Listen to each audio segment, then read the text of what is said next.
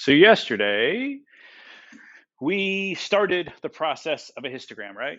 So intervals, right? Intervals are equal length, equal width. So there's got to be at least 5 of them. So we decided go by 20s, go from 1 to 20, 21 to 40, 41 to 60, and so on and so forth. That worked. Is that the only way to do it? No, I could have gone by 5s. I could have gone 1 to 5, 6 to 10, so on, like that. I could have gone by 10s, 1 to 10, 11 to 20.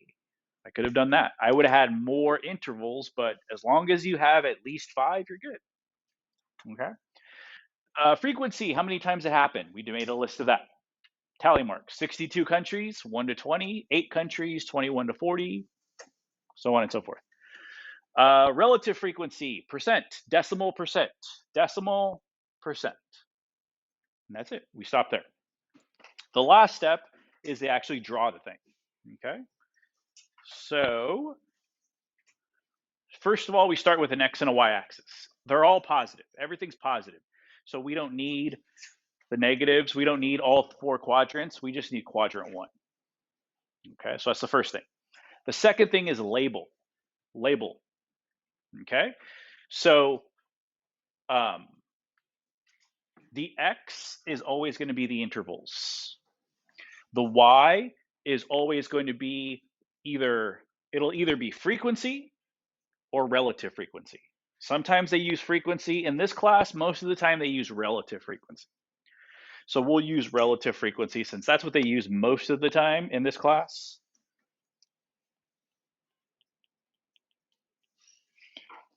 Relative frequency. And these are intervals, right? Okay.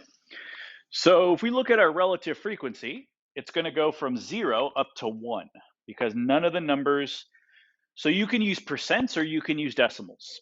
Doesn't matter which one for relative frequency. It's up to you. Sometimes you'll see it as a decimal, sometimes you'll see it as a percent. If you're using percents, it's got to go from 0 to 100 the highest percent, which is 83%. Okay. I'm going to use decimals since most of the time you're going to see decimals for this. So we got to go from 0, and then the highest decimal is 0.827, which is almost 1. So I'm going to label by 0.1. So 0.1, you can say 0.1 or you can say 0.100. It doesn't matter because they're both the same. 0.200, 0.300, 0.400, 0.600,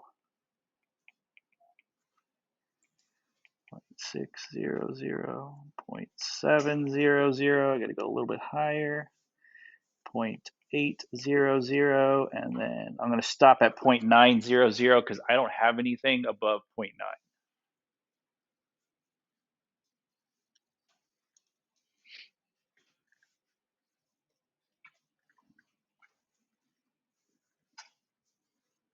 Okay. That measures how tall the bars are.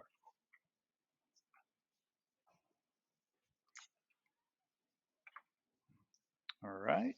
The next thing is the intervals. So the first interval started with 1, right? Started with 1 to 20. So I'm going to put 1 right here. And then you put the 1 it clicked over. So what number would it click over to the next one? 20. 20 would still be, so here's the thing. So what number, it starts with 1, right? Each of these guys start with 1. Or sorry, this guy starts with 1. Where on the number line would this click over so that it goes to the next one? You know what I mean? So every number here is, when would it click over to the next number? 21. 21. Because 20 would still be a part of this. Anything after 21, or sorry, anything after 20, in this case 21, we can't have 20 and a half. That's the next number we're going to put. So I'm going to put 21.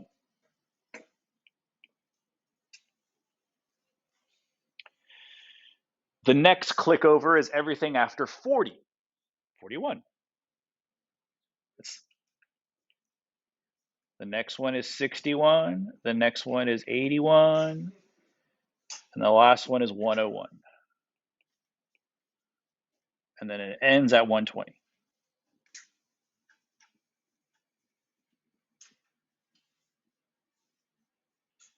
Okay. We have, what do we have? 6 intervals. 1, 2, 3, 4, 5, 6. So we're going to have 6 bars. So the first one was from 1 to 20, right? That bar was the highest. That bar was 0.827. So that's how as high as we're going to go. 0.827. Well, let's see. That is just above 0.8.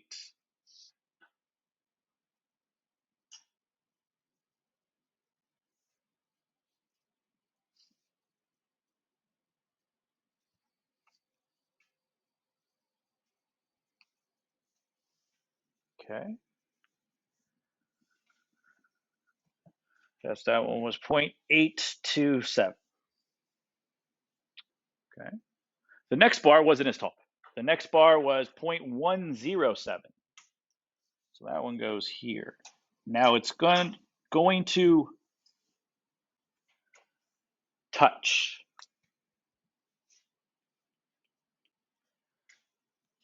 Why do the bars need to touch? For a bar graph, they don't touch. But why is it important for them to touch on a histogram? What's that? Not necessarily to compare, because you can compare on a bar graph. Yeah,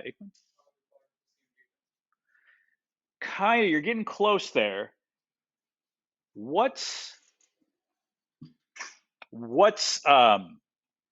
important about 21? What's important about 21 again? Exactly. 21 is where the next interval starts. Well, where does the interval before that end? 20, right? This one ends at 20. This one starts at 21. Is there a possibility of being 21 and a half or 21.2 or 21.3? Is that possible in my data? Is that a possible? Could one of these numbers have been 21.2, 21.3, 21.4? Why not? Yeah, you can't. Why not? Yeah, exactly. You either win a medal or you don't win a medal. You can't have half a medal, right? So everything in the first bar is from 1 to 20. If it doesn't fit in there, it's got to fit into the next bar. There is no gap. There's no space in between them, right? It goes from 1 to 20, and then it goes to the next one. There's no space in between them. Remember, this is a number line here. There's no space in between the first bar and the second bar. That's why they have to touch. That's why it's not like a bar graph. Okay? It looks like a bar graph, but it's not. All right, so the next one, 2.7, barely anything.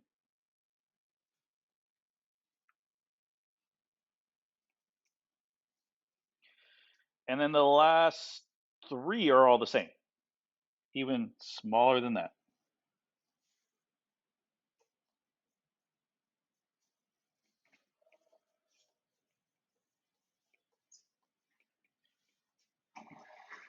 Even smaller than that. Okay? That's a histogram. Got all the way to the end.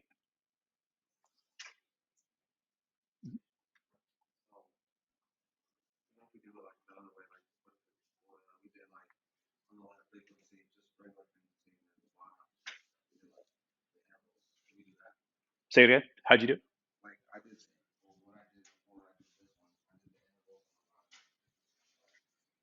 You did the frequency over here? Okay, like I did. What did you use the same or did you use? Oh, you use actual frequency. That's fine. Yours should look almost identical to mine. Yeah, because it's the same data, right? That's not wrong.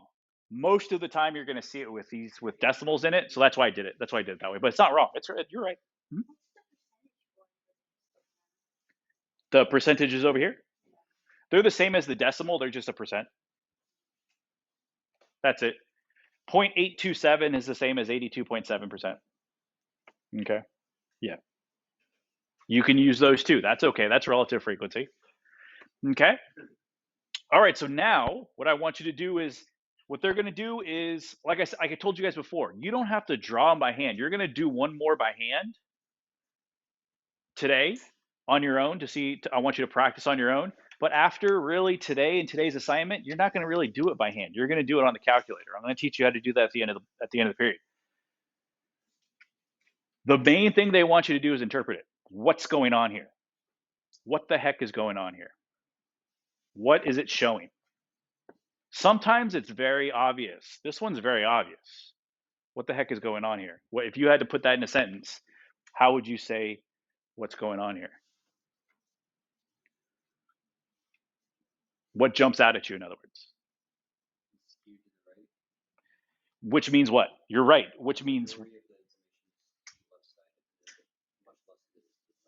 almost everybody, almost every country that's on this list is on the low side, right? Look at the first two intervals. The first two intervals, those are by far the highest bars, right? These are by far the highest bars. Most of the data is on the low side. Most of the countries scored very minimal medals, and that's true. Most countries, and most countries in the Olympics, if they get one medal, it's great. If they get two medals, that's great. In the United States, we're so used to having all these medalists, all these people do well.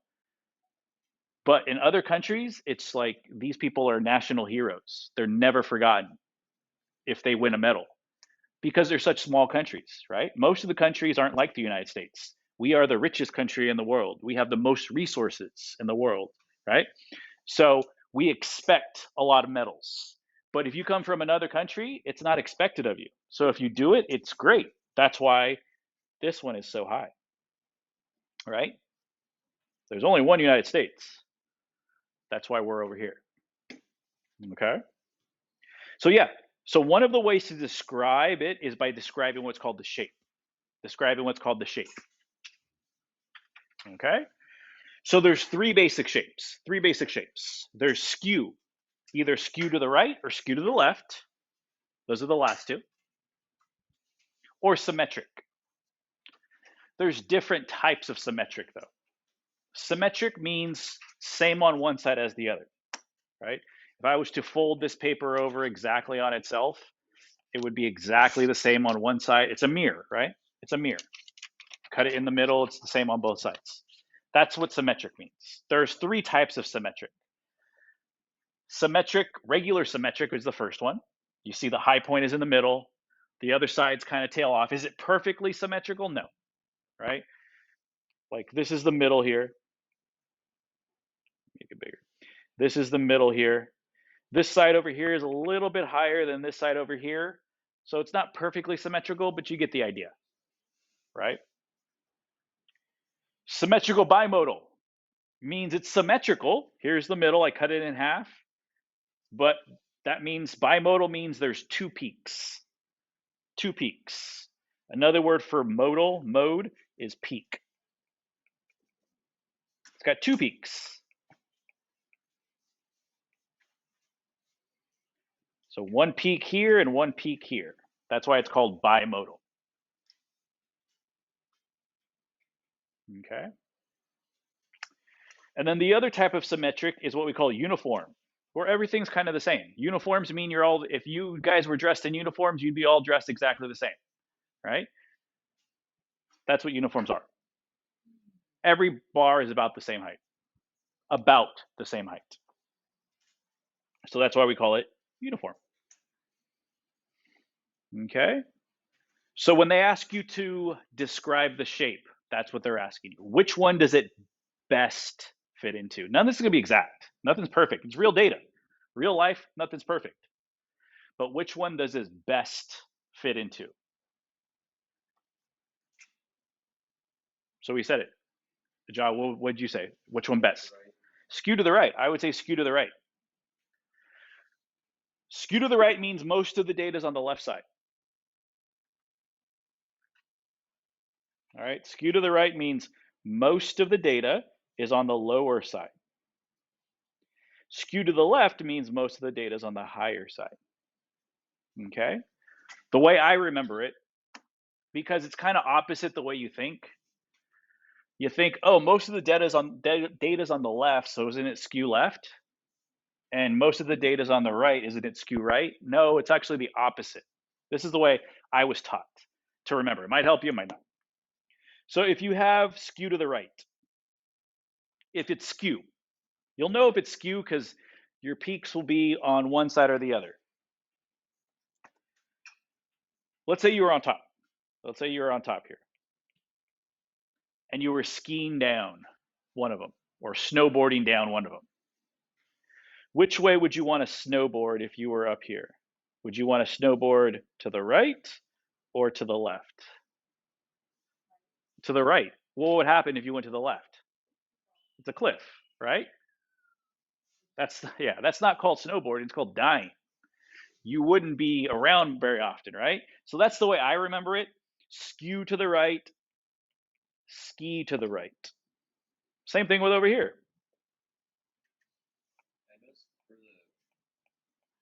Skew to the left, ski to the left. That's the way you want to go down. You don't want to go down this way or else, again. Okay? That's the way I remember it. If it helps you, great. Other people have different ways because I'll get this one over here. I'll get this one over here on a test. And I will say, they'll say skew to the right. I know what they mean, but it's wrong. So I got to mark it wrong. Okay? So just however way you memorize it. Hmm?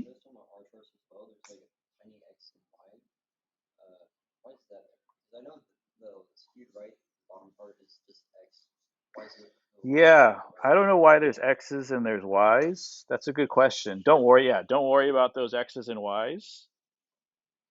I don't know why they're a different color and why they're there. So yeah, so don't worry. This one's got a Z on it. I don't know. Wherever I cut and paste from, it probably makes sense with the data, but I don't know why. So yeah, don't worry about those. You won't need to have those. Okay? So describe the shape of the data. So we have to express ourselves. So write a sentence. So write a sentence to describe the shape. So you just say, the shape of the data or the graph, or the data set, I should say. The data set means all of the data, so all of the numbers, is skew to the right. And this is the most important part here. Why? Why is it skewed to the right? What's causing it to be skewed to the right? Well, because most of the data is on the lower side or on the left. Because most of the data is on the low side or on the left side.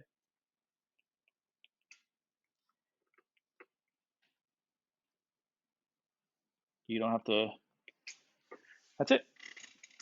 Answers the question and you tell me why. Okay. All right, so what I want you to do right now is I want you to do a histogram on your own.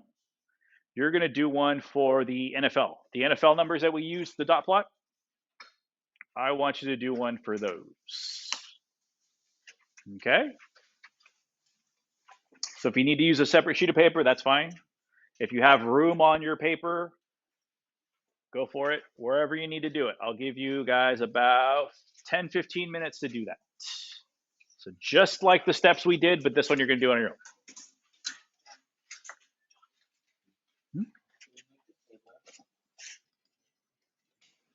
So I know you guys are still working, but I'll kind of talk through what you probably have already done. So you had to go from 16 to 79. Lowest number is 16, highest number is 79. So you have to decide what your intervals are going to be. You could have started with 16 and started there as the interval, so 16 to something. You could have started with 15, 15 to something. You could have started with 10 to something. You could have started with 0 to something. That's up to you. Okay. So if you started from 16, you would have gone from 16, like some people probably went from 0 to 80, 10 to 80, just round numbers, right? That's okay too. There's a lot of different ways to do this. So if you started with 16 to 79, you see there's about a 63 difference there. Tens, you can go by tens. So you can do 16 to, if you go by tens, it would be 25, not 26, because you count 16, 16, 17, 18, 19, 20, 21, 22, 23, 24, 25. If you went by 11s, that would be 26. Either one's okay. You could have done that too. That's not the only way. So just because you didn't do that does not mean you did it wrong. So the next one would be 26 to 35, 36 to 45, 46 to 55, 56 to 65, 66 to 75, 76 to 85. 1, 2, 3, 4, 5, 6, 7. That's 7. That's one way to do it. You could have done by 15s. Whatever you chose, your picture is always going to turn out correctly, or it's going to look very similar to someone else, as long as you did it correct. As long as your intervals are the same size, as long as you did frequency correctly, as long as you divided correctly, it'll all be okay. So this is what I came up with. I did it on the calculator. I'll show you how to do it here in a second, but does your picture look similar to this?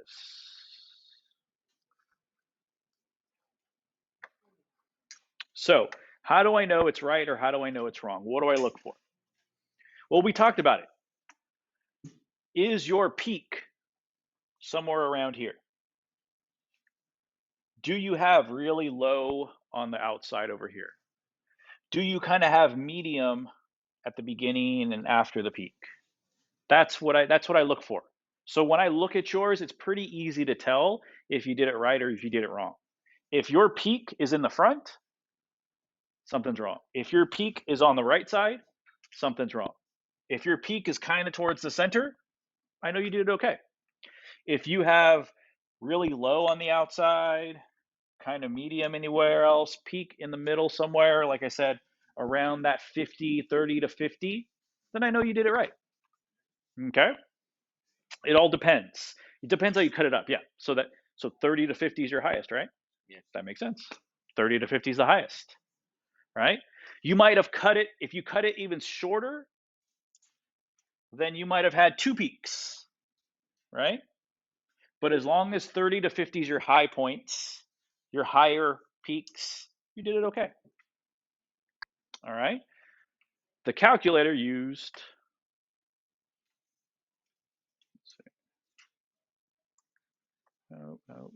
sorry. Trace.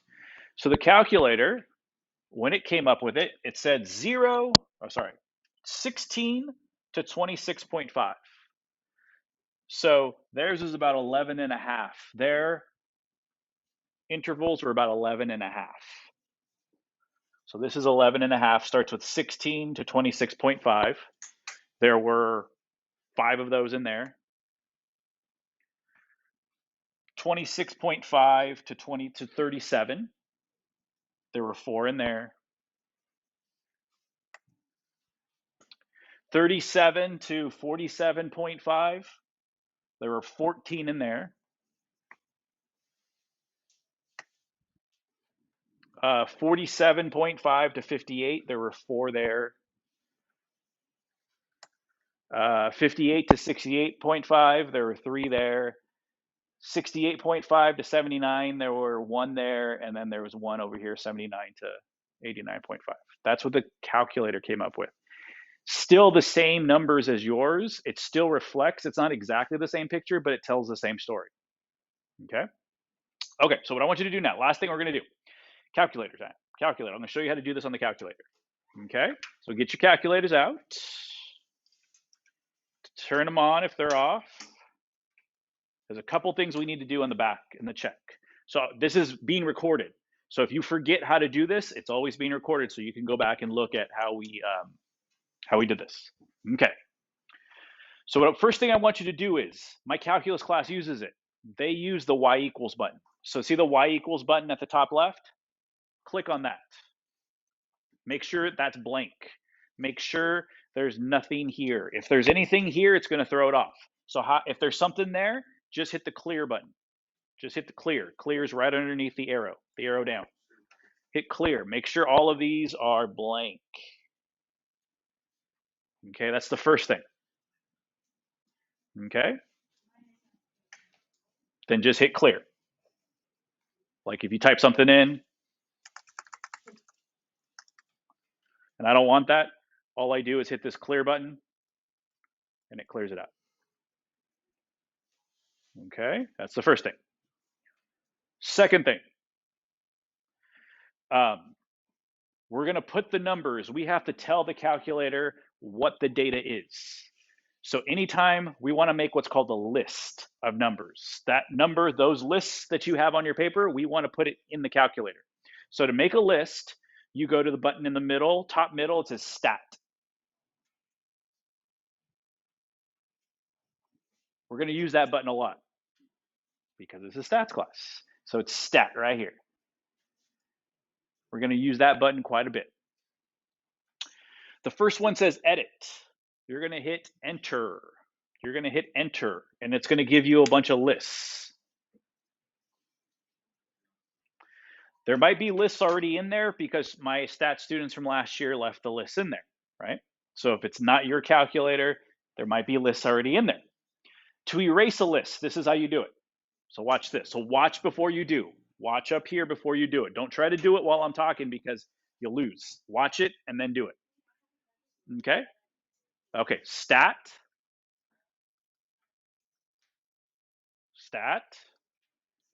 edit.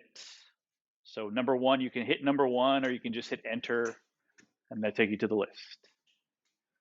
Okay, so this is how you do it. If there are lists already in here, if there are numbers already in here, this is how you do it. So you first thing, to erase a list, you can't just hit delete, or don't hit delete because it'll delete the whole list, or clear. What you have to do is you have to go to the top. You have to scroll to the top, so do that right now.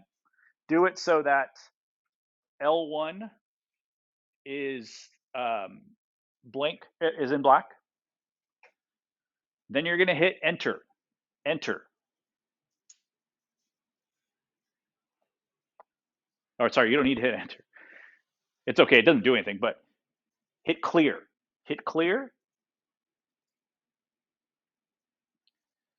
Now hit the down arrow, and your list should be blank. One more time. So if you didn't catch that, eyes up here. Okay, because you got to watch it, you got to see it to do it. Okay. Yes, you're going to do that for all the lists. So if I had numbers in here, I'd go up here, hit clear, go back down. So if you have numbers, this is my personal calculator, so I don't have anything other there. But like I said, we use these lists all year long, so there might be lists here. So do that same thing. Do that same thing, clear out all the lists. We don't need those lists. So go up, clear, down. Up, clear, down. Do that for all the lists. Up, clear, down. Okay, until you have blank lists. Up, clear, down. Okay? We're only going to use list one today because we only have one list of numbers. So what you're going to do right now is put those numbers in L1. Okay? So for the first thing is 32. 32, hit 32 and then enter. Next one is 56. 56, enter.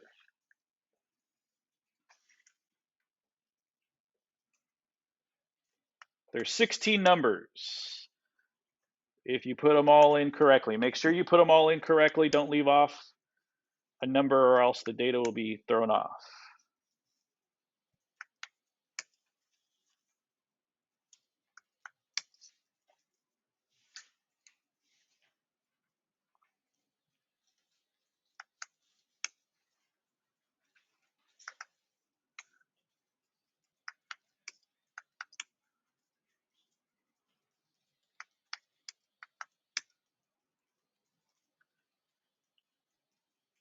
So if you accidentally put in a wrong number, like I put in 4 instead of 49, just go back up to it and hit the number you want and hit enter. It'll fix it.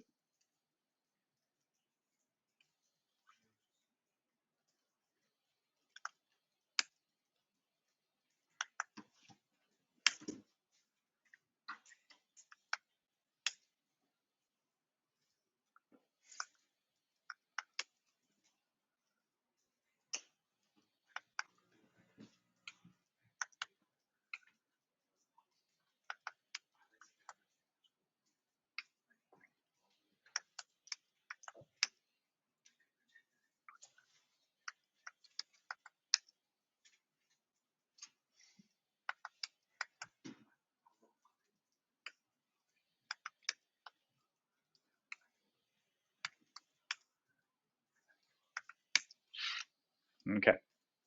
You'll know you're done because it'll say L1 and then the last number. There were 32 numbers. So it's 32. So if that doesn't say 32 here, that doesn't say L1 32, then you did something wrong somewhere, or you missed a number, or you put too many numbers in.